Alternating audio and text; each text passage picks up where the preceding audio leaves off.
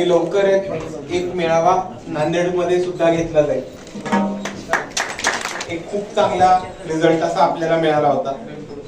पण आपण सर्वांनी हे पण समजून घेऊयात की आपण त्या निवडणुकीमध्ये पराभूत झालेलो नाही आहोत। आपण त्या निवडणुकीमध्ये आपली ताकद आणि आपली हैसियत दाखवून दिलेली आहे आणि त्याच पद्धतीने आपण पुढे काम करत चाललो।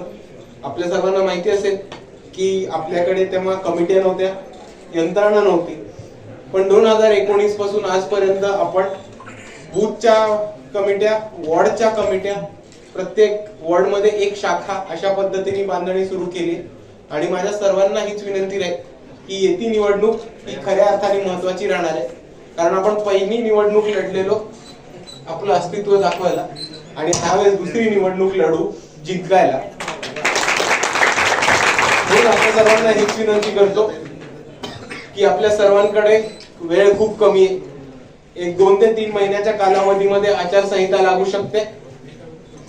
युती हो की न हो, आपण युतीचा पूर्ण प्रयत्न करतो, पण जर या काँग्रेसनी जातीवाद करून परत आपल्याला बाहेर ठेवायचं ठरवलं आणि आपल्याला वंचित बनवायचं ठरवलं तर आपल्या सर्वांना जोमाने कामाला लागून नांदेडची सीट काढणं ही आपल्या सर्वांची जबाबदारी राहणार आहे। म्हणून आपण सर्वांना ही विनंती करतो की वेळ कमी आहे, आपण सर्वांनी जोरदार कामाला लागावं। एवढं म्हणून थांबतो। जय भीम। भैया आंबेडकर तुम आगे बढ़ो।